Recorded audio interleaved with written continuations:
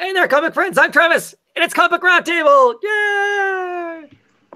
And with me tonight, we have back Rez after taking her week off. She's back to talk some books. How's it going? Oh, It's been forever since we talked to you. phenomenal. Well, it's great to be here. And of course, as always, we have Mike here hiding behind his magnificent photo of himself there. How's it going, Mike? That's because I'm covered in Yeti scars from all these snow monsters I've been fighting. Right. There in the Dakotas, he is back at wintertime. Yes. 10 inches of snow. Yeah. Oh, geez. And here I was thinking that tomorrow I'm going to have to get out and break ground on my garden. So I am feeling fortunate. And then it's like 1,000 degrees where Rez at. She tells us that it's so hot there that it's miserable, and she wishes she had the snow. And we tell her she's a liar. Bring on the snow, man. Bring it on. So box up the snow and send it to Rez. Please. Anyway, so we flipped the imaginary three-sided coin. It came up DC. We're going to talk DC Comics first this week. What do we want to talk first? Rez or Mike, which one of you want to talk first? I'll jump into it since it'll be short and sweet for me. I picked up Red Hood and the Outlaws, number 21. Yep. I got the variant cover. That one does look very nice, but of course I had to have my Bizarro on here. Oh, right. It continues a great story of the wonderful trinity that we get of these guys. I stayed on 20 some issues because I wanted a Bizarro story, and I'm getting a great Bizarro story. Flowers for Algernon, he has gotten very brilliant, but now he can feel the intelligence slipping away, and he will do anything to keep it. He is almost developing himself into a villain, and I think this is a great story to see what happens to him at the end of this. Yes. Oh, definitely. I mean, it's him going through the thralls of being an addict, clearly starting to act like an addict. The kind of Artemis calls him on it because Artemis has found his stockpile of liquid kryptonite, and he's breaking down and basically begging for her to understand, and then him going through the I don't know who I am. And you think about it, it shows this great kind of montage of him talking about, I'm this brilliant guy. I can do anything. I can think about anything. The sky's the limit. I can, it's this montage of him like running naked with the cheetahs, and then him being in outer space. It's all the grand things you could possibly think of if you had, an uber brain to do all this stuff. And, so I think it really does a really good job of cementing just how scary. And he says, I am I'm so afraid. When I was a big dummy and couldn't talk, it was fine because that's how I always was. But now that I'm how I am now, I am so afraid to go back to being that. The idea of losing it is, and Artemis is like, oh, but that's you. That's you being you. You're going to be fine being you. We all liked you as you. And he's like, yeah, but I didn't. I'm a better me now. Why would I want to go back to that? Why would I go back? Some really good thoughts in there. I'm really, I was nervous to start out with the whole, super smart Bizarro. I'm like, oh no, where is this going to go? This is going to be awful. I was really apprehensive. This whole with the addict thing and his fear of going back to being dumb, really, really good stuff. Really good stuff. Yep. I like also the punctuating is almost is like him growing, because we got to this adolescent stage with him now because he went for the awkward kiss. And she says that's something we can't get back from. Yeah. The whole, because that was that typical moment, right? That's the stereotypical, TV, book, whatever moment where, he bears his soul. They have this, oh yes, they're out in the, staring out across the city, this kind of moment. And then, he reaches in for that kiss where that's typically, where that moment happens. And she basically, Artemis goes, nah, that's something we can't dial back, so. The one thing I agreed with Red Hood where he said he was overdoing it in his little montage where he's trying to set up the Penguin for this fall. That was because I was like, I am really getting sick of this. I really don't want to get through this whole thing. So I don't know. I struggled through the Red Hood part. Oh, well, I think that was there to, explain where he's at for one, right? So they could have the moment with these other characters. And yeah, I mean, he's still working it. And I think they need to show that in some way. And he's always kind of a smart ass about stuff. So I just think that kind of punctuated that aspect of the character. I don't care about that part, but it didn't bother me either. So yeah. Of course, then again, I also Twittered the best part of this entire comic book was having all the ads in the back. Oh, all the DC comics, with the exception of Eternity Girl, that I read this week, all the ads in the back. So it reads like an independent comic. You read it all the way through, no ads, except for the inside cover, but no ads in it until the very end. And I don't know, and I'm like, man, they should always do that. And so kudos to DC for doing that. I don't know that that'll be the case. I think it's because it was all their ads having to do with, action figures and statues and that sort of stuff, that it made sense for it to all be in one place. But it was awesome. I loved it. There was no Superman crotch shot telling me that Bendis is coming. Like I need that subliminal. Yeah. So I loved it. I loved it. I will admit, though, I read the first DC comic I read. I read through it, and it seemed like, man, this ended really quick, and there's all these pages at the end. And I'm like, this is all ads. And then I went, wait a second, I didn't see an ad. Hey, that's cool. So, yeah, I really dug that. I dug it. That was pretty cool. All righty. Rez, you want to talk comics? Yay! What do you call it?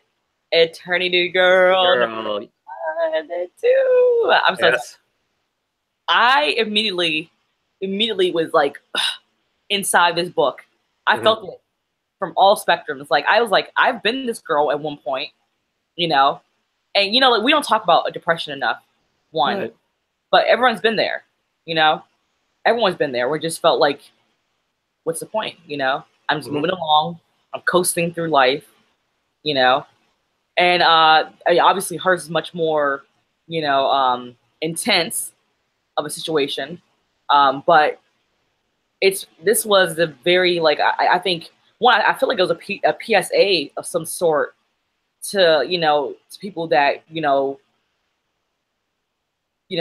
mental health awareness. I think kind of brings some kind of light to it, even though it's a superhero-esque kind of book. I think it kind of does somehow turn it on its heel, but gives it that superhero-esque kind of element to it.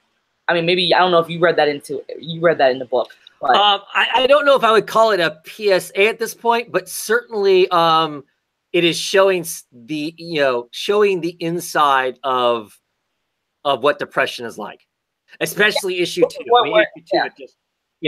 Which is why I said I felt like it's a PSA, because I think some people don't realize how drudging and how hard it is to be depressed. I think some people look at it as a surface level, superficial kind of, Oh, just be happy. Just be happy, and you're gonna be fine. Yeah. Just be happy. Yeah, exactly. Which is why I think that when you're reading something, so like I said, I've been there.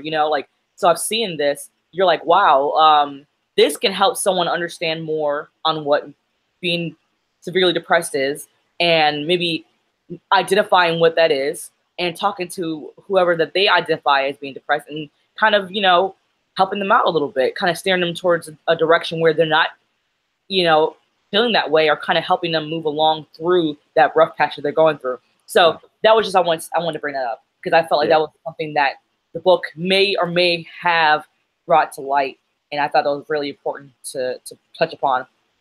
So that was what it resonated with me very, very much, and I really liked that aspect of the book. I love the focus on this character being this very super cosmic being that essentially is elemental, cannot be destroyed. She's godlike. Yeah, she's godlike, and it's to the point where she has to go to very extreme measures to destroy herself. Which and the extreme measures we find out is not only killing one universe, but killing all. killing all multiple infinite versions of herself, which we call into a certain aspect of one religion, which is reincarnation, which I really, really enjoyed. So we have like all these different infinite versions of herself that she kind of doesn't. She didn't realize that she had. She didn't realize that she was constantly reliving herself, a different version of herself, and why she may have why she was living the life she was living.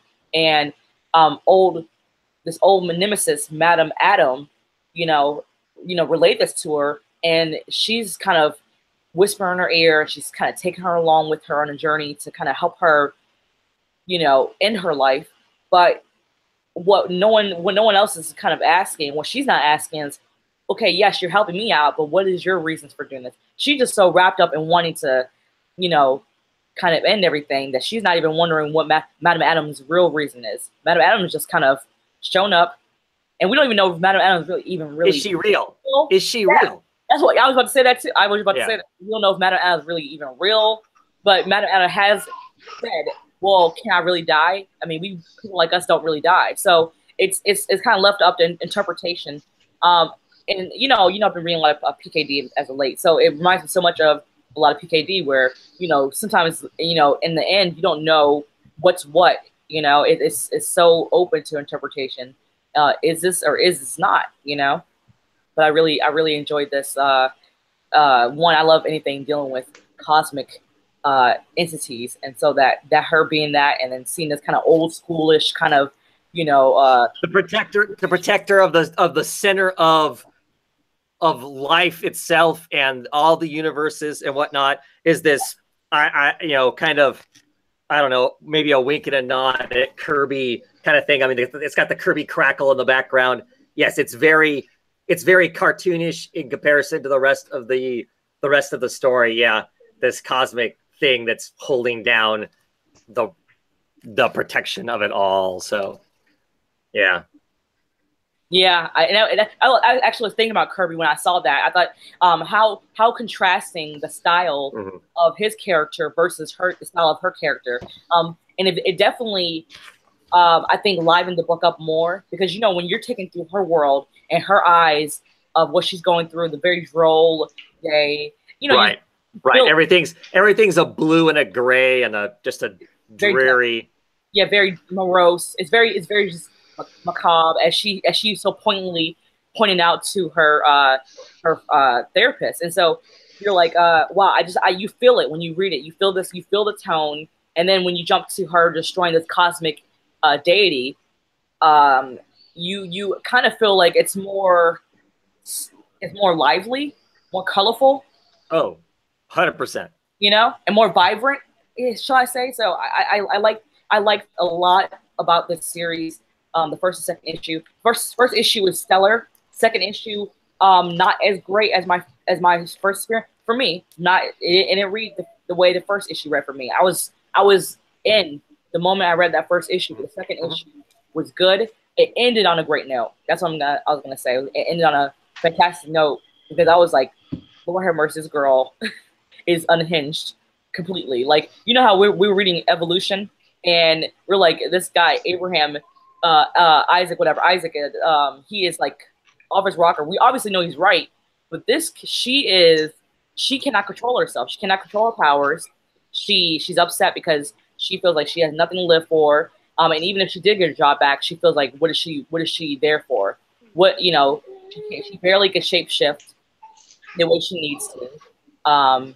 And she's tired. She lost her job because she pretty much destroyed this woman's hand, and the woman had to get her hand amputated. She bent the concrete of an edifice and warped it so badly that the repairs were so costly that they felt they had to force her to retire and give her a very super huge pension, and then they had no intentions on ever bringing her back, and she's just distraught over it. Now she's kind of in this mode where she's like, you know what? I'm going to go destroy someone like they destroyed me. And we see that in the end of the book of this issue 2. Right. Right.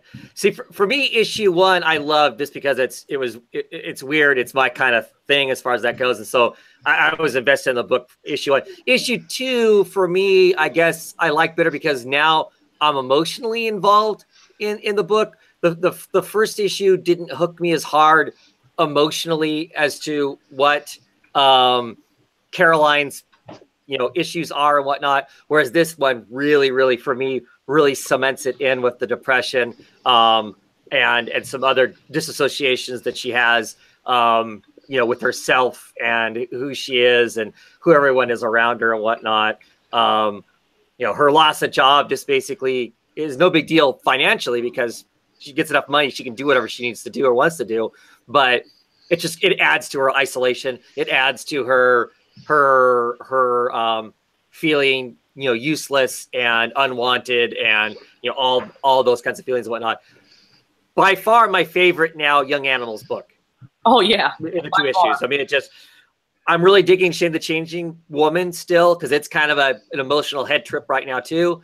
Yeah. But this one is way and above and beyond that. I mean, apples and oranges, but at the same time, I'd say I'd prefer apples. Yeah, I mean, it's apples and oranges, but it's not at the same time because it feels to me like the Young Animal imprint is addressing everything from a character and emotional standpoint as opposed to a plot-driven standpoint. So there's things about all of them that are the sameness, but I guess apples and oranges, it's all fruit, right? But yeah, I right now, excellent book. Oh yeah. It's a 4-issue miniseries. Well, I hope not, because this is too damn good for me.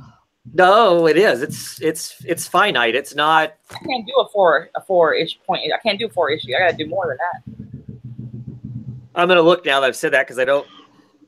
I mean, I literally haven't even up with how long the issue's gonna. I don't want to ruin it for myself, Okay, I won't tell you. And, I just like to read and I just like to enjoy. I'll have to look. But I kind of wanted to touch on the character's features a little bit. What do you think about her metaphysical form versus her actual human form? What do you think about that? So her what she looks like when she's not trying to look like a normal person or whatever. When she's not with her bird feet. Her bird feet and one bird hand, and then she got the one blue hand, and her hair, beard. I don't know. I've done that before. She has some scales that drift onto her face. She has yellow eyes, blue hair, versus her trying to look like a normal. Here she is looking like a normal, boring brunette, right? Apparently, she has a issue with bathing. We find out in the lack of self-care. Well, right. That's all part of being depressed, right? Yeah. Well, yeah. I'm saying, she says she's not there. She's not real. She has this little little mantra that she says to herself, trying to make herself feel a little bit more, I guess, better about whatever she's going through. I guess something that her therapist probably kind of helped her go over. And, it seems like when her friend kind of brings up to her, hey, I kind of don't know if you can follow these routines of self-care, but, maybe you should. I was kind of shocked that she would need self-care, seeing that she's she's a deity. How does she even have those same functioning? Well, clearly, even if you're godlike, you have BO, I guess, huh? Yeah, it's apparently. I was a little shocked by it. I was a little. So apparently, God's gonna stink too. Excuse me. There you go. Yeah, it was definitely. Surprised to bring that up. Yeah. God's. No, but really, really good book. Yeah. Really good book, for sure. Let's see other DC books that I picked up. Detective Comics issue number 978. We're about halfway through the Batman Eternal. It is really the Brother Eye stuff. The Brother Eye is turning the Colonel's colony guys because they are their suits run on computer programs and whatnot, and they heal faster by nanobites being pumped through them. Brother Eye is, with the instructions of this kid, have taken over the suits, basically turning them all into OMACs. So there's going to be a whole army of OMACs in Gotham now, and their first goal is to get rid of the people who get in their way, which is Batman, Batwoman, and the ilk. So it's next issue is I think going to be, the Bat family versus a bunch of OMACs, which I don't see how they're going to beat that. Other than I'm assuming that Tim Drake is going to figure out how to get into the computer system because he's so brilliant and hack it and fix it all. But am I bad mouthing? Am I bad mouthing Tim Drake again? Oh, I'm sorry. You know that's your favorite character, so. Oh, it is. It is. I have a poster of him on my ceiling that I go to sleep to, staring at. Is that? Yes. Oh yeah. I'm enjoying it. It's better than I thought it was going to be because, like I said, the Tim Drake stuff always makes me leery. But I find myself already kind of looking. I already kind of find myself looking into the future. What's after this? Let's get done with Tynion's run now on the book. I want to know what's coming up. There's only a few more issues left that he's on it. Then other people take over and do some other stuff with it. Are you doing a countdown? Are you doing a countdown? What do you? I haven't. No, I'm not actually doing a countdown because clearly I would know what number it was otherwise. But Drake's on crutches right now. I just keep hoping it's going to get worse for him. That's all I gotta say. So. Oh, you order and demise this one beloved character. Yeah, well, right. And I am curious to see how when this all ends. How does he keep the Bat family together? Because right now it's Batwoman, Azrael, and Batwing are kind of working for this secret government agency, and then there's the quote unquote real Bat family. And how are they going to fix that rift between them? Because I'm assuming going forward, these characters are all still going to be in the book in some sense. So how does that work itself out? Hopefully they do a good job of doing that. So, well, I told you I'm already gonna jump on when he jumps off. So, right. I mean, so I've been reading that for a while, but I lost my warm and fuzzy. Yeah. Well, because it kind of changed gears again. When it was the orphan stuff and whatnot, it was decent during that, and it kind of went off on a different rail and whatnot. But I know after this arc he's gone.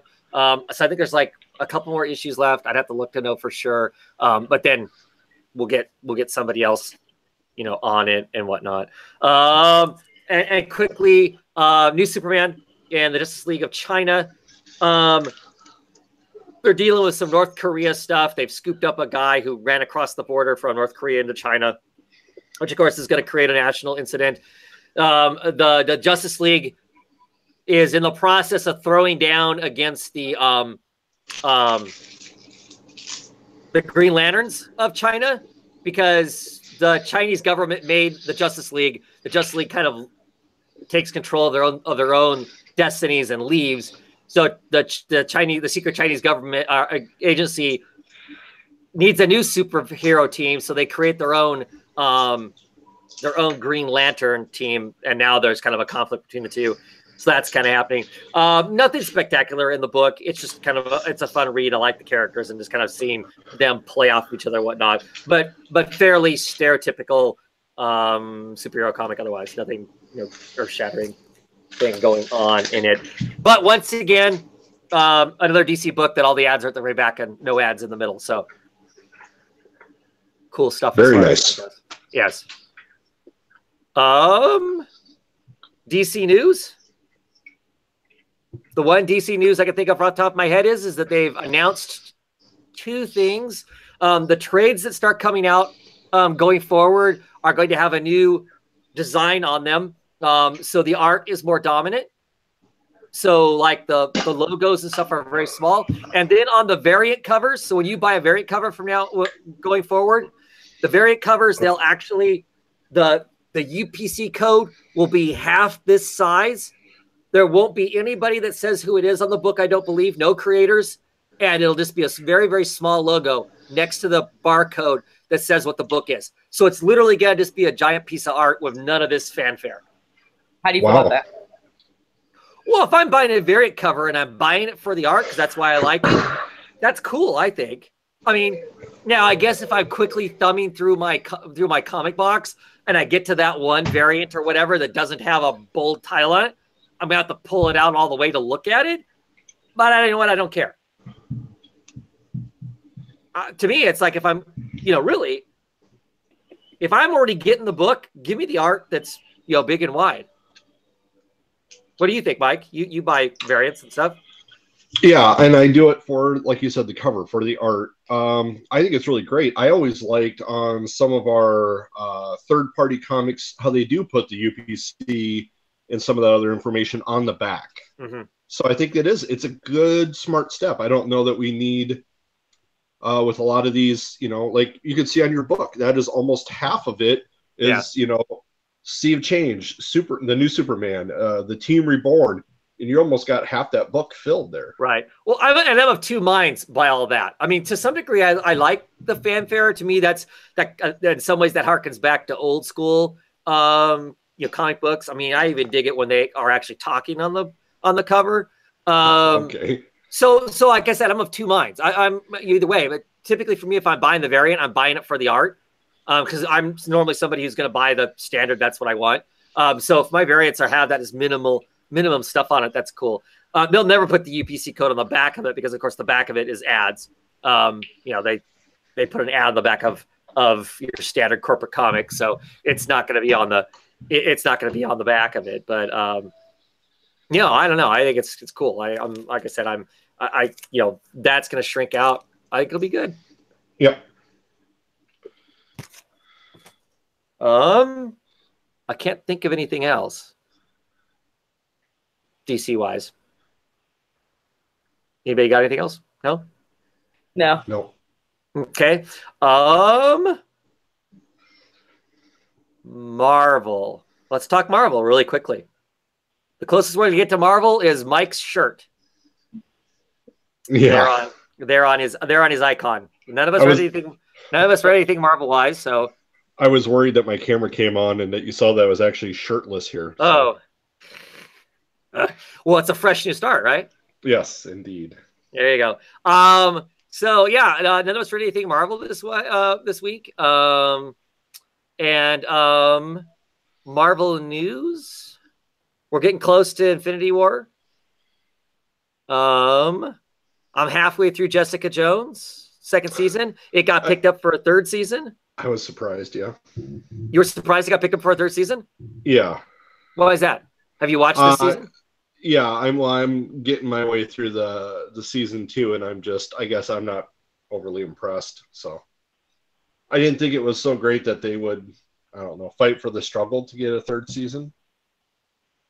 As opposed to Daredevil or Iron Fist or any of those? Well, at least Daredevil, yeah, it makes sense. Or another Punisher, or just something else independent. But I'm enjoying it. I mean, it's not rocking my socks off like, oh my God, there's this imminent threat, because I don't know what the threat is at this point. Where I'm at in the show with Mom and stuff. I don't know. The Trish stuff is really painful. I guess I don't know how far you are into it, but that stuff is. I don't know. I don't know how I feel about that, because I like Patsy Walker. I like that. I was going to say, I like Hellcat. So yeah, knowing all that she could be, that's I think the toughest part with that. Yeah, but that gives it some place to go. Yeah. Have you finished, Rez? Have you finished this season yet? We're halfway done. Okay. Yeah. I guess I'm not surprised. I'm not surprised they got a third season. I think they're fans. It's just not. It's a different type of fan. Yeah. I'm milking it, as you know. We're enjoying it. And then Netflix keeps doing this thing where they're adding new stuff every day, and then I get lost. Seriously, like I have some ADHD when it comes to Netflix. I cannot stay on one show. I don't know why. Like I used to be able to commit to one thing on one show, but then I'll just as soon as something like a foreign let's say a foreign zombie movie comes on, I'm like, oh yeah. Well, yeah. Every time you log back in, it shows you some new thing, and it's like, oh, Yeah. What's that first episode gonna be like or whatever? Oh, Yeah, for sure. Okay. Yeah. My kids the whole night, like, of course, because it'll never be in English. They'll be speaking whatever language of the Right. So and I'll be like I'll be going throughout the house speaking the because I pick up languages so easily, and so I'll be going throughout the house talking the language and stuff like that, and the kids are like, okay, Bobby, can we just watch the like no. You're gonna learn. I want to go back to watching SpongeBob where I know what they're saying. Yeah. We're gonna learn Spanish today. We're gonna learn something. We're gonna learn French. I don't know. We're gonna learn it. Well, I see that in the comments that Fred is saying, young Fred, he is saying that he agrees with Mike that season 2 was kind of blah, and I don't agree with that, but that's okay. I just think it's a different kind of show. What? I'm just laughing at how you said it. I don't agree with that. But, I mean, I've been enjoying it so far. So, but I don't have this expectation that it has to meet something. Yeah, so. I'm already on Twitter slamming Travis over all of this. So. Oh, I know it. I love you, Sarge. That's why he's hiding. That's why he's hiding behind that icon, so that way he's there. I'm getting. He's there doing a lot of this. Yeah. Yeah. It's so hot in here. I swear to God. Yeah, that's what it is. Jesus. At any rate, any other Marvel news? We'll get on to something else. Jiminy Christmas. I don't think so. No, I can't think of no. Alrighty then. Well, we'll move on to independent books. What do we want to talk first, independent wise? Oh, I have a book that I know you didn't read. Okay. Oh. He's like, I know. I totally got you there, didn't I? Go ahead. I'm having so much fun today. Okay. Can you see this? No. Okay, let me just turn it down. Yes, I can't. I'm joking. No, it's digital. You can't see digital. I can't. It's digital. I'm blind. Okay. This is all I can see is cleavage. What am I looking at? Oh, I wish it was cleavage. Here it is. It's a book called Analog by a guy named Duggan and O'Sullivan, and then Jordie Bellaire, obviously, always colored everything. So how did you like it? I didn't pick it up because Duggan writes Deadpool, and so I was kind of out for the beginning. So you love Deadpool. Yeah. But, love Deadpool. Analog. It was pretty good. I mean, it had this really funny ending to it. Okay, well, first of all, we have this guy who's like this very like ornery kind of guy.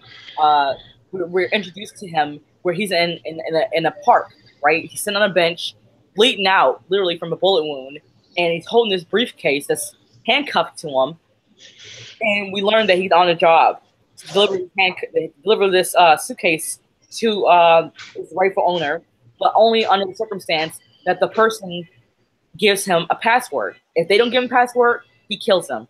That's it. And so we have like I guess the first set of guys, he killed them. That's where he ended up getting one bullet wound. So then the second set of guys try to come get the suitcase.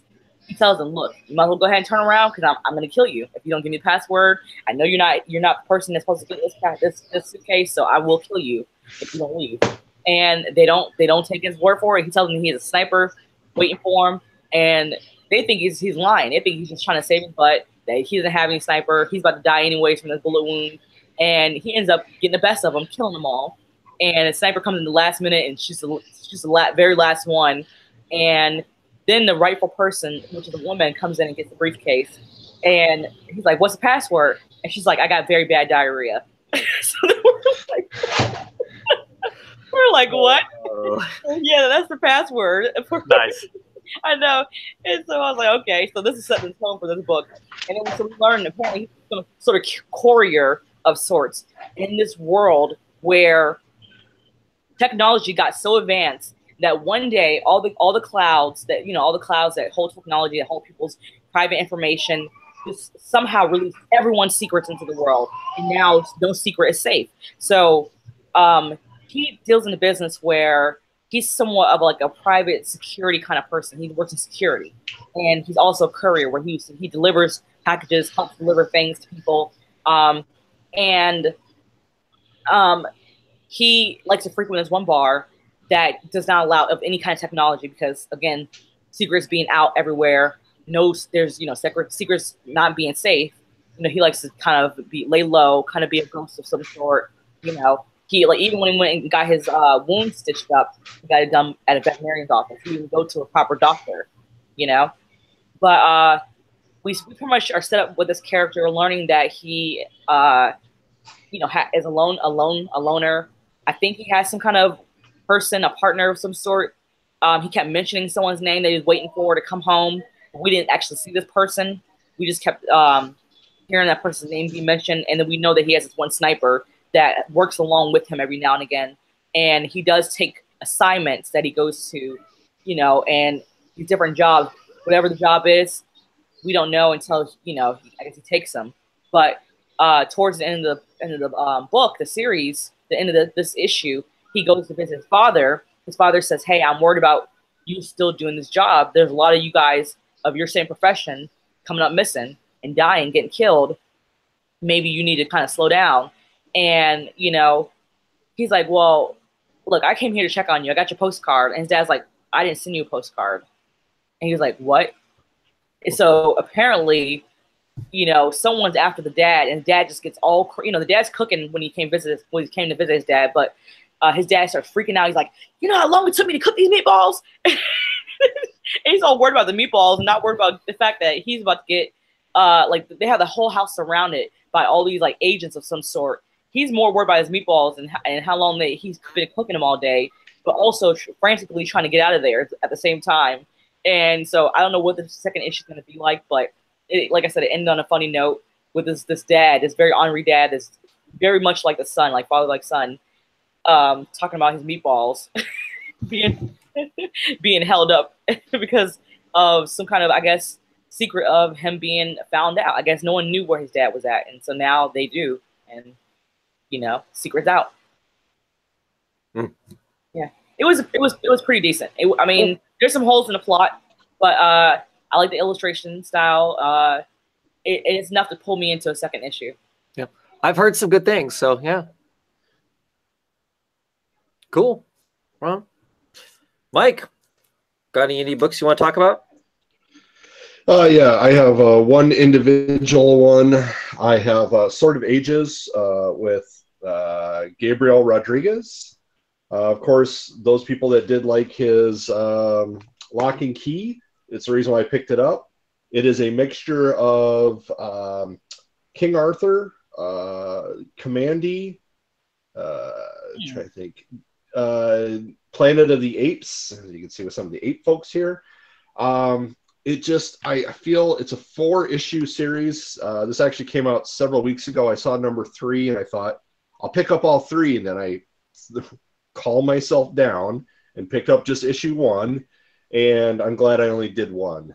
It feels like he wanted to see if he could kick out 4 issues in a timely manner, because I think Lock and Key used to take quite a while because of his how meticulous he was. The artwork I did not feel was as good as Lock and Key or Little Nemo. It just was, he was going for this Mad Max sci-fi fantasy feel, because there's a little bit of King Arthur. There's Merlin, who drives the motorcycle and is this weird hippie who was in a trance. And I do not think I'm going to pick up the rest of this series. It's only 4 issues, but reading this, by the time I got to the end, I was not excited. Oh, it's also a little bit of Jungle Book too, because she is raised by the lions or the tigers of this planet. So, it was tough to read. Well, good thing you only picked up 1 then, huh? Yeah, I calm myself down after I get all excited. Well, that's too bad. Yeah. Okay, quickly talk. Animosity Evolution, number 5. This book's kind of interesting in comparison to the normal Animosity and the regular Animosity. It's a personal book about a dog and his girl's journey across the United States to attempt to get the girl to her brother before the dog gets old enough and passes away or whatever. This one is about basically the San Francisco area and around the outside of the San Francisco area, about a dog, some secret dog that nobody knows where this dog came from, called Wintermutt. The animals have taken control of the a large part of the city, and they are scrambling to get this now blended society nailed down well enough that they can get enough food that they can survive. Because right now it's a fight to try and find food and not eat each other, kind of a thing. And everybody has a purpose and everybody has a place. And if you don't have one, you become food. And during this whole process, they've gotten a hold of some pretty elaborate technology, and some of the animals are kind of walking around with like cyber limbs. In the case of Wintermutt,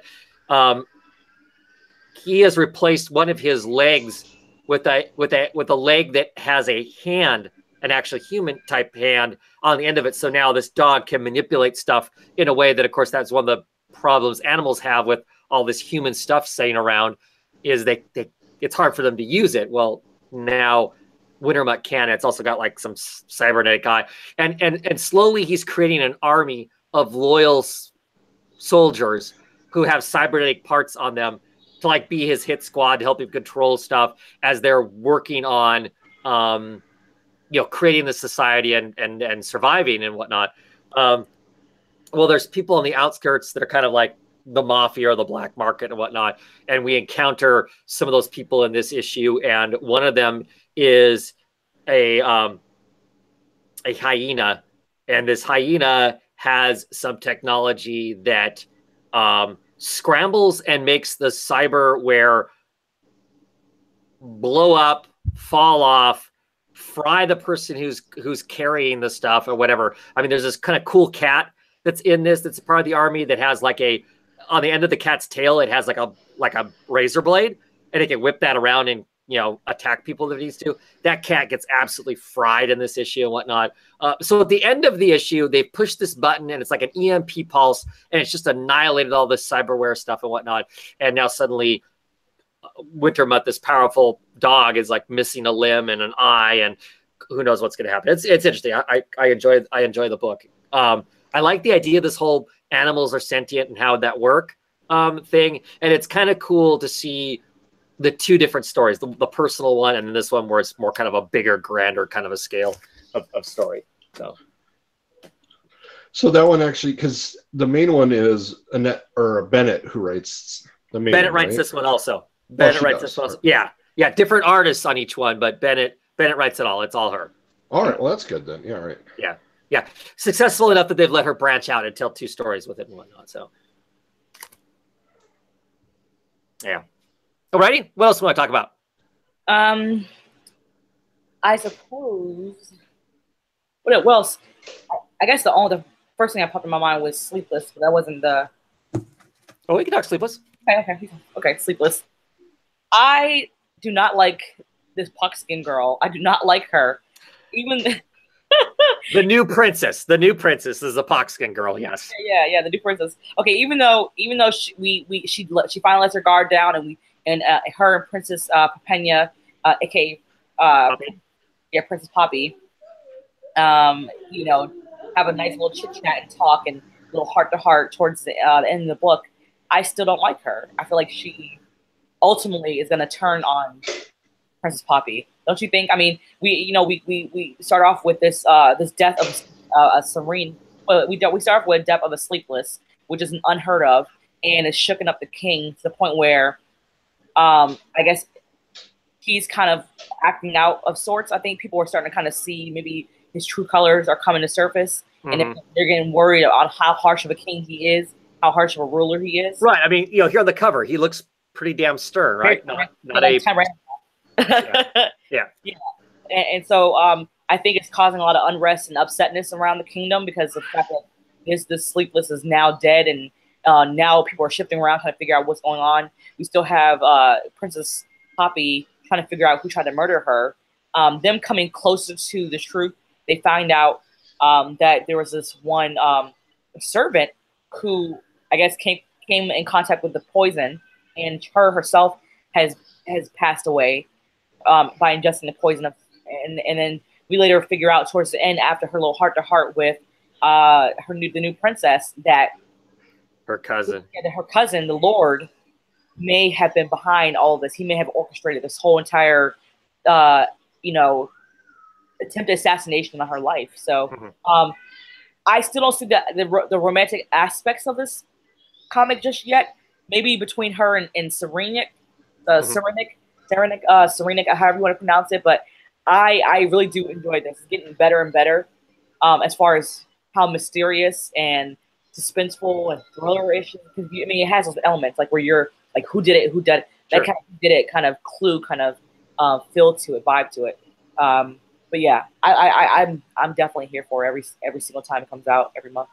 Yeah, same here. I really enjoy it. And that time too, it's like, okay, they build this as a romance, and granted, I haven't read a lot, so I don't know, but it's clearly not a bodice ripper. It's not some, it's not that kind of a thing. So I mean, clearly there's some tension between her and her sleepless bodyguard. I mean, there's clearly some energy there, but they spend very little time playing on it whatsoever. I mean, it's more of a genuine concern of well-being than it is a I'm pining for you kind of a thing. So yeah, I'm waiting for the moment that she's like, take me now, Sarah Dick.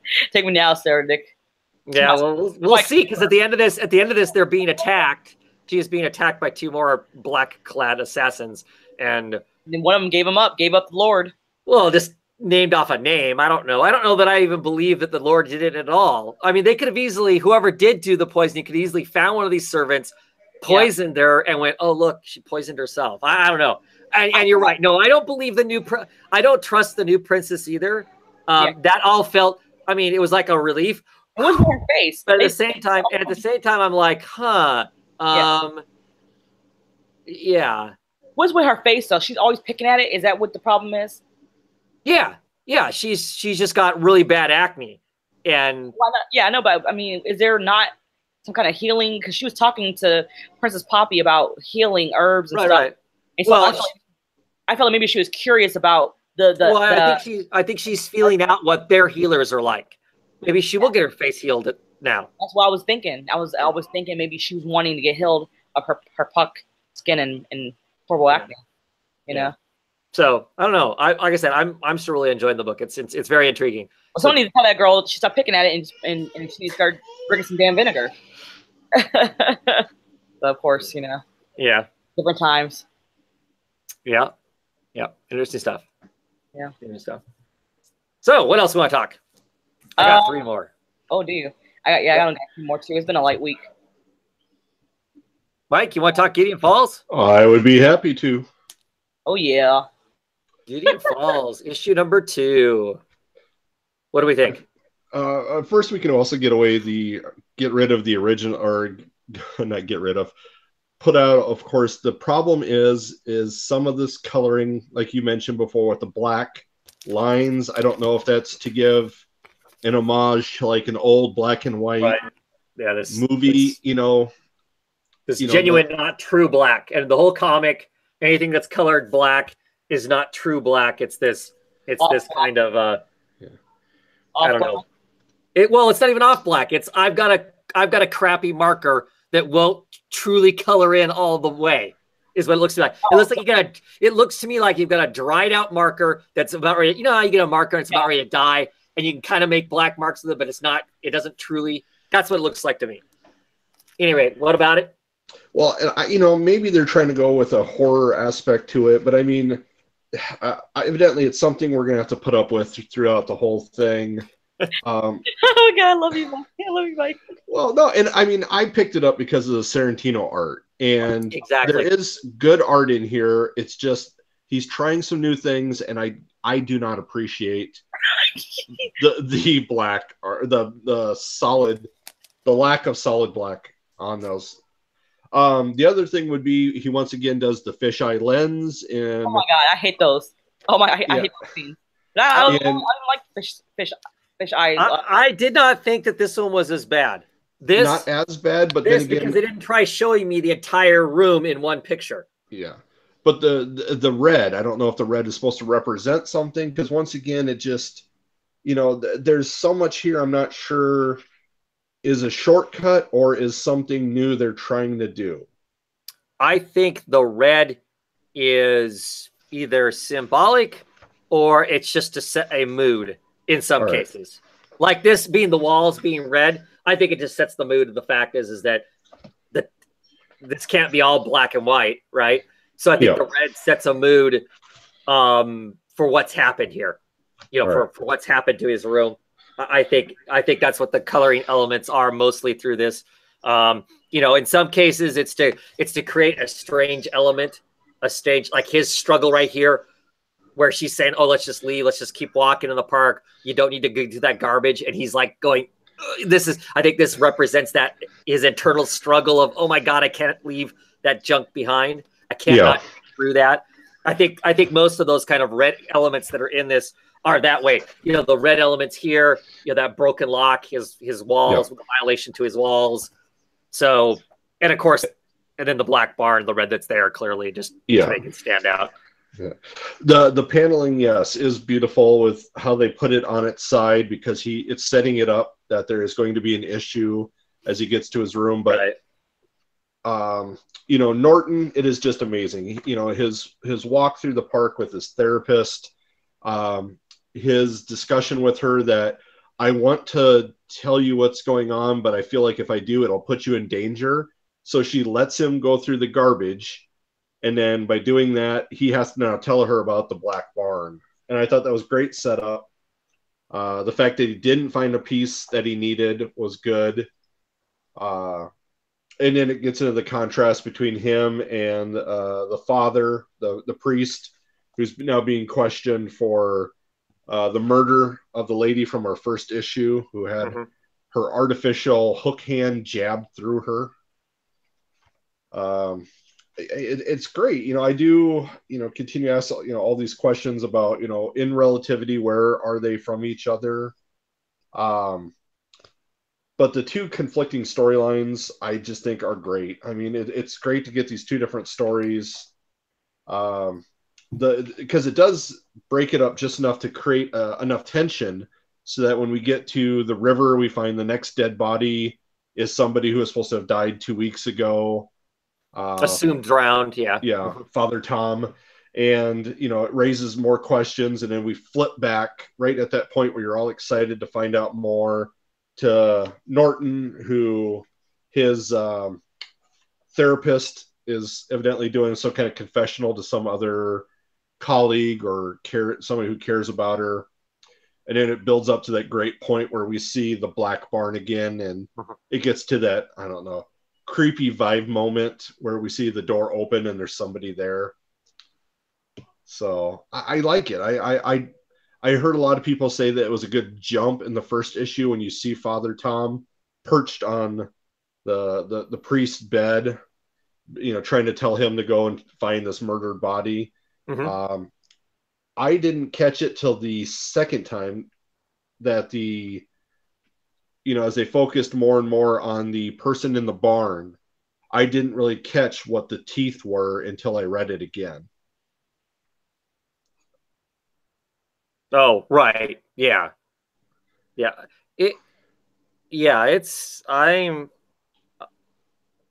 do you think about it, Rez? There was only one part of this comics, this issue that I enjoyed, and that was the conversation between the priest and the bishop, and the exchange when he was talking to the one deputy within the jailhouse. I'm curious to know who this Doc, I think it was Doc something he said who was referring to when he was like, when we clear this all up, I want you should go to this guy. So I want to know who the hell this guy is that he's referring him to go to once all this stuff clears up. Once they realize that yes, this priest is not killing people, he's not a stone-blooded killer, But otherwise, I think this one character who sees the red barn and likes to pillage through trash, and he bothers me. He just, I don't know. I don't like him. You don't like Norton? Yeah. Well, I'm gonna tell you why, because I just feel like they're not playing him out to his full potential just yet. I feel like they could have came out the gate with a little bit more anxiety, a little more angst to really kind of push through. I feel like it's not enough expediency there for me to care about the guy. I feel like it's just not enough. I'm just not attached to him like I should be for him to be such a main character. You know, he was. I mean, we were introduced to him first, I believe. I mean, or was it the priest first? But either way, we see a lot of Norton. We see a lot of him. We see a lot of the therapist. But I feel more attached to the therapist and her well-being than I do Norton. I think that's a problem. I think the story wants you to identify with Norton and wants you to kind of be concerned with what's going on with him and what's inside his head and what he sees, and wants you to kind of root for him to stop whatever evil is lying amiss. And I more so am latched onto this priest and his, him being unbeknownst and unknowing of the evils that lay, surrounding his parish. I'm more concerned about that, Yeah. And see, I only think that Norton is a sympathetic character in the fact that he seemingly, and up until this point, you'd think he was just crazy, but clearly there's something going on.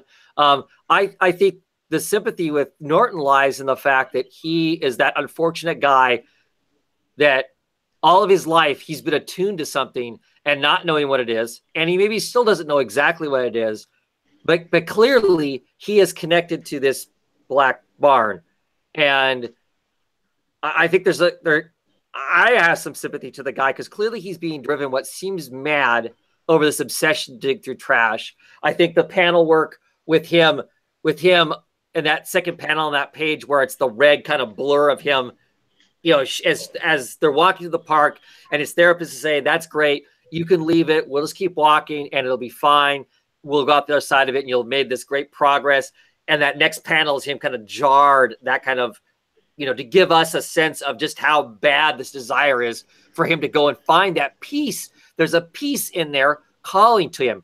And we find out that these pieces that he's collecting, that he's carefully, meticulously digging through garbage all over the place that's calling to him, are bits and pieces of nails and boards. And he is going to reconstruct this black barn, whatever that is.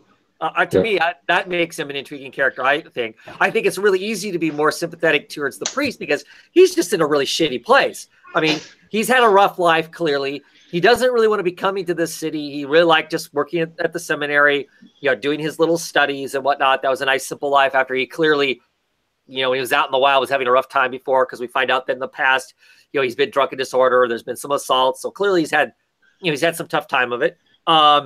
He gets here, there's this horrible murder happens and whatnot. He's being blamed. His freaking boss is just kind of blowing him off seemingly like it's no big deal, that he should just be there to help everybody pray. And he doesn't seem to get that, look, I'm having to sit in jail because I think I murdered somebody. That he clearly is the more sympathetic character, I think, as far as that goes. For me, I was enjoying it, and I got really excited when they find the body of Father Tom, and he has his head's caved in, and he's got a nail in his hand, a bent over old rusty nail. And I'm like, oh, now it's just kind of getting really kind of cool. And then, when the therapist is leaving her office and she's talking to her colleague about how she really feels sorry for Norton and whatnot. And then she has this moment where she is, has a Lynchian moment where she's, hit with this stark picture of the barn that basically drops her to her feet. Yeah. And I'm just, at that point, I'm like, okay, I don't care about the kind of grainy, and I'm actually starting to get used to the grainy black look. I don't care about that. I'm in now, because now it's just gotten, it's not just a crazy person acting crazy. There's clearly some sort of real element, happening. I want to know what that is. I'm intrigued. And like Mike was saying, when you look at you get this picture of the red barn, the black barn. Yeah. So what? It's this old shake, sided black barn. But you get this person. I don't know if they're staring from the black barn. They're looking out the door, looking out the window. But as you get closer, you can see his teeth. And if you look really, if you look really, I'm sorry, what? Doesn't it remind you of one of those Comics Tribes books? Yeah. Remember Comics Tribes book? Remember the one character, the boogeyman character, and then one of those... He does. He does look kind of like that big giant grin.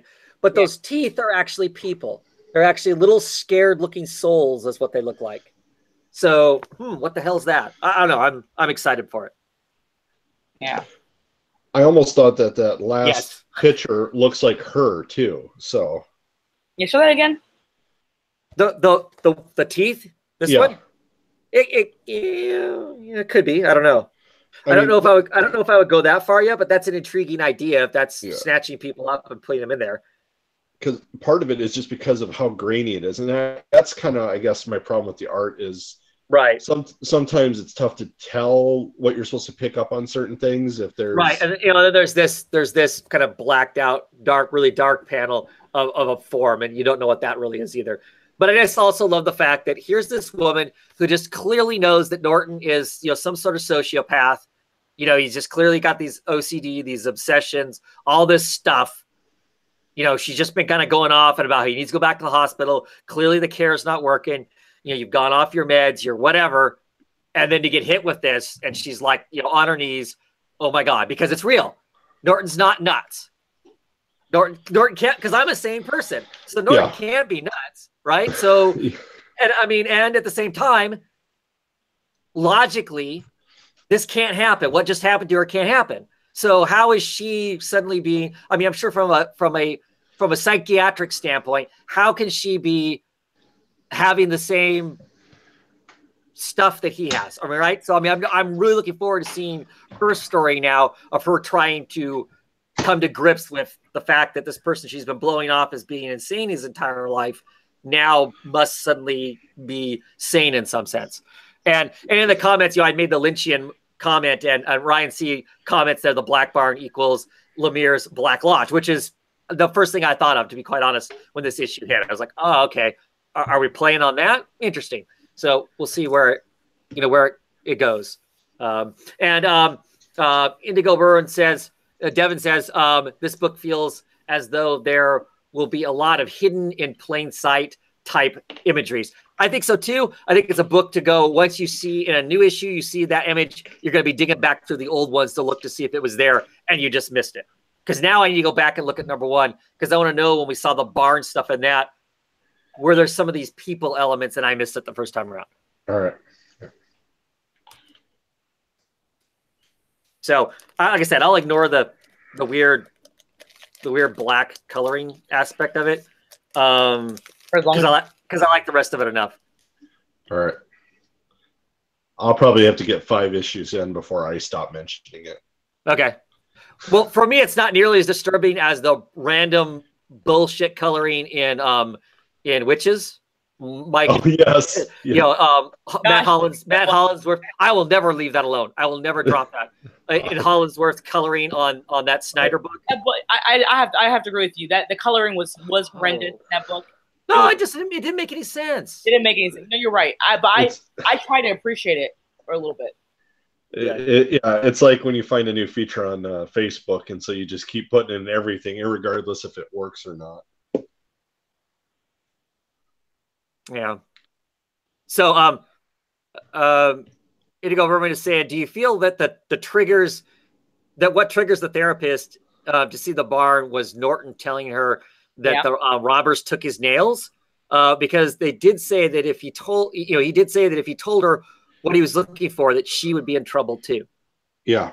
It was or she just has enough knowledge that now she's aware. Once he told her about the barn, Yeah, I feel like he's her, right? Yeah, that she's aware now that she, her perception has been open to the idea of being there, and so she's now seeing it. So yeah, interesting stuff. I'm liking it now. What else? Deadly Class. Deadly Class. Yeah. Number 33. Heating up. Things are heating up. Oh yeah. Well, last issue was nuts. Last issue was high action the entire time. This issue, it's a brawl between Marcus and Victor. Just beating the hell out of each other. We already know who's gonna win. You know, yeah. And the last we get of it is Victor basically drowning Marcus, is what it looks like. Yeah, because Victor's a big ass dude, and Marcus is a scrawny little, you know, whiny boy. So I just kind of feel like Marcus is going to get the upper hand somehow. I don't know. Don't you think? Yes. Oh, yeah. Yeah. I mean, he's come this far. How can you not get? Marcus has brains and Victor doesn't. Yeah. Victor's relying on sheer brute strength, and I always want to go with the person who uses smarts. Yeah. Seiya, she is getting. I mean, she is suffering. Oh, I mean, her mother got murdered by her brother.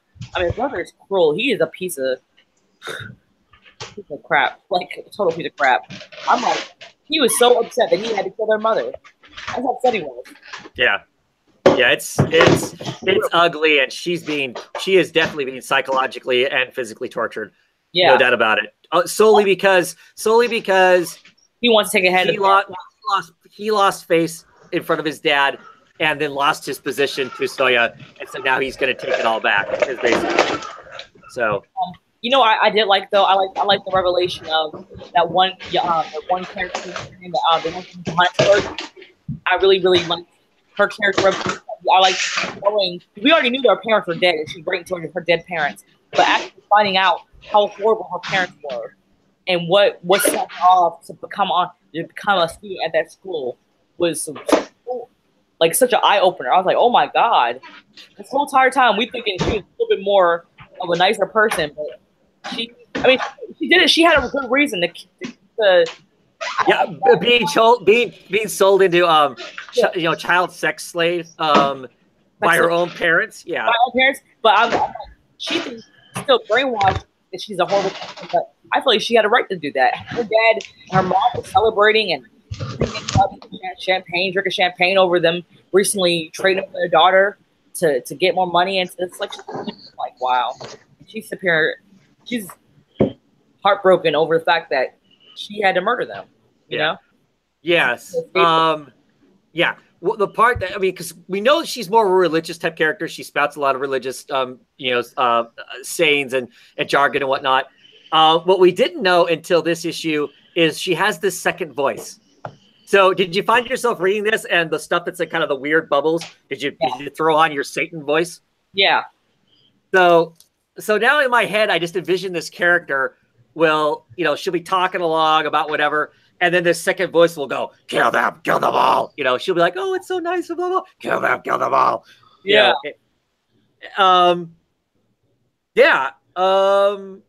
Interesting. I really like this issue. I love the her flashbacks, for instance. The art really changes. And I had to go back and look to see if they had like a guest artist for those pages or whatever. Because this is all Wes Craig, and here's your typical Wes Craig. Here's what's her name, killing somebody else with another mixture of those chemicals, and she's telling herself it's not real. It's not real, because she still remembers when she poisoned Billy and his eyes popped out of his head and oozed down his face and all that crap. And then you get here's the flashback pages in Africa. Significantly different looking. I don't know how much that is Boyd the colorist that did, if they did the heavy lifting there, or if it was still Wes Craig to make it look this much different. But it was really interesting. Once again, I enjoyed the issue. I read a little bit of the back matter. What I find really curious is that he says in the back matter that that the true mission statement of this book will be revealed in the next 8 issues. So we're 33 issues in, and the next 8 issues is what's going to reveal the mission statement of this book. Oh. Wow. Right? To me, that seems shocking that we don't already have a mission statement, that the real mission statement's coming yet. So,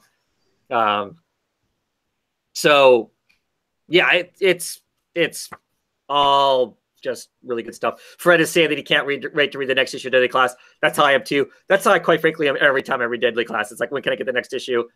He also says that he feels like he needs to reread the series because he thinks he missed some important stuff along the way, which is possible. But that's one of the cool things about it, I think.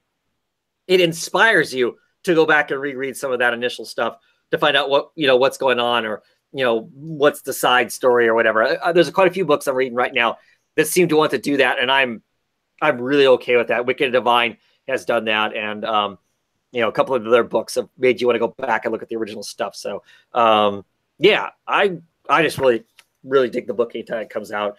Good stuff. And I'm still really curious about the TV show, if that actually happens, what that's going to be like, and hopefully it doesn't jack the comic up. I'm excited about being on the show. Yeah. Only one person I'm excited about for sure.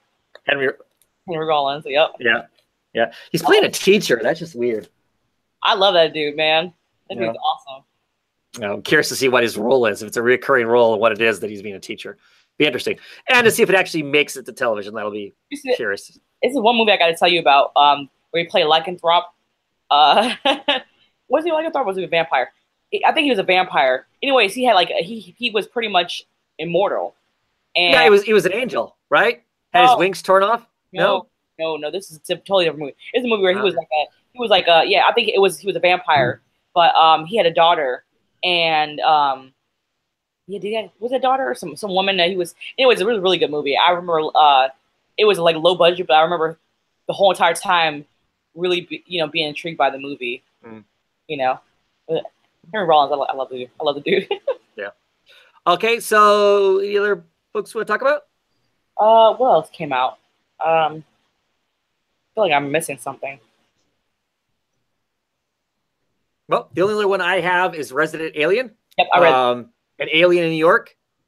I just really, I mean, nothing about this book was like uber special or whatever. I just really like the series. I really like this character.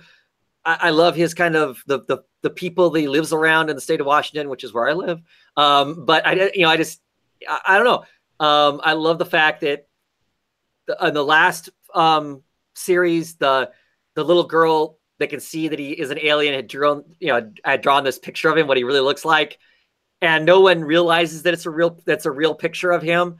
Yeah. And so they're like hanging on the wall, and he's freaking out because, oh my God, that's might tip the scales to people, because he has this telepathic ability to make people see him as just a regular guy. He's just a regular doctor and whatnot.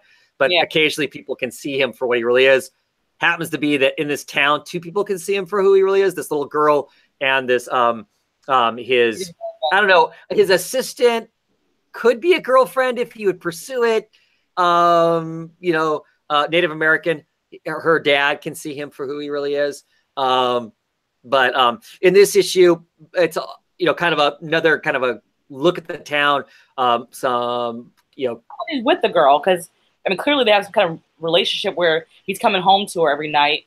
And, but they're not officially in any kind of a romantic or sexual relationship. Are you sure? Because when she was at the hotel with the guy, he said, "Are you with is it somebody else?" And she said, "Kinda."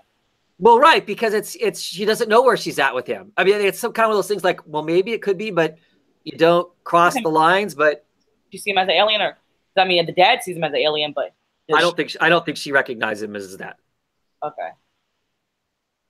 I wonder if he can even, with a human, be an alien. No. Yeah, I don't know. Yeah. You need to explain to me. Right. So there's that, but he's watching television, and where the plot of the story for this series comes up is he's watching a documentary on an artist, and the artist's tag, which his signature and stuff, is actually like a phone number, a New York phone number that he's been putting out in this alien language that, of course, our character knows, but nobody, other people can't read it. So is he another alien? What's up with that? So that's going to end up, I'm assuming he's going to make the call and end up off to New York to check that out. He's going to call. Yeah. But I really like this series. I always like the Resident Alien stuff, just the kind of stuff, the kind of Murder, She Wrote mysteries that he gets into sometimes, and then the kind of stranger stuff that he ventures off to. So, well, that's how it felt. It felt like it actually felt like Murder, She Wrote. Like it felt like an episode of that. Yeah, well, because on a normal, he delivers a baby in a bowling alley in this issue. Yeah. It's very wholesome, very kind of small town, down to earth, Mayberry-ish. It felt too wholesome for me. I have to admit, I'm not gonna lie to you. I was reading this, waiting for some Texas Exit Time to come through, and I didn't get weird any stuff will happen, but it's never anything like crazy sinister. It never goes way off the deep end. It always kind of stays in this somewhat comforting kind of a thing. And I don't know. little tidy box. And I kind of like it. I mean, there's something odd, you know, there's mysteries that you find out about and you're like, oh, that's kind of cool. It has a twist to it, but it's not like, oh my God, there's a body hanging in the closet, you know. Well, they did find a closet. I take it back. They did find a body in a wall once, a really, really old body from a really, really old mystery, you know, from a real death a long, long time ago.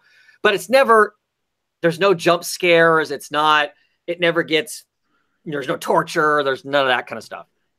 Yeah. Yeah, you're right. It is very wholesome. I felt like a lot of, what was it? What series was it that just ended after the 100th and something issue by Kurt Busiek that we used to love? Astro City. Yeah, Astro City. It kind of reminds me so much of Astro City in a lot of ways. I never found Astro City to be vulgar, right? And I felt like this came off like that in a way where it's not vulgar, very friendly, very famous, very PG. I can read it to the kids. Yep. You know. Yep, for sure. But I like it. I don't know. I didn't like it. Like I said, I like the character. I like the kind of mosey of it. It's a different pace of a style of book, and I appreciate it for that. That's not full of all that stuff, because I read so much stuff that is that's something that's different. Mm-hmm. Alrighty. Anything else? I don't know. That's it for me. Rez, any other ones you want to talk about?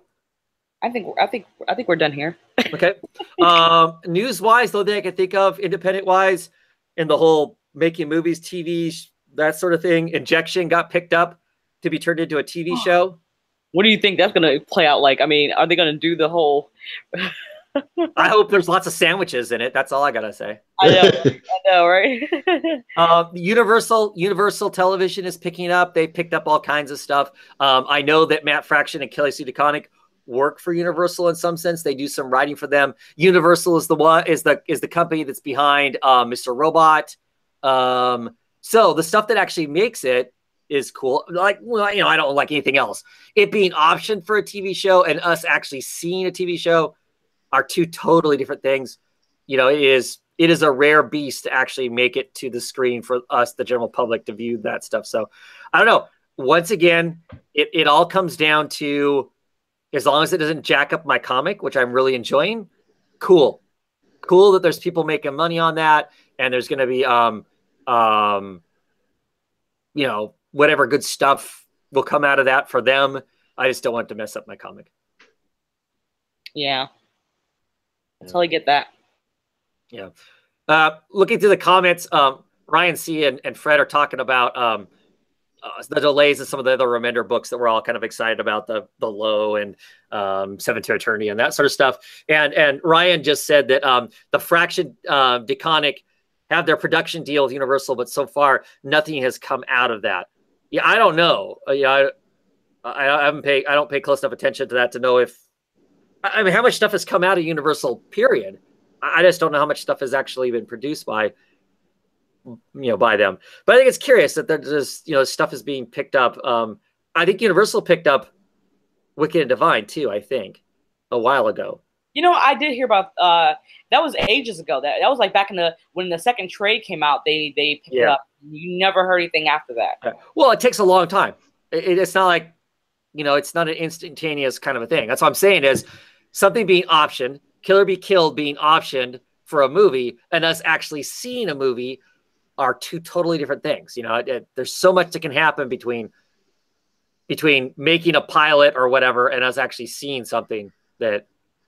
I still the networks messed up when they decided not to put out Global Frequency.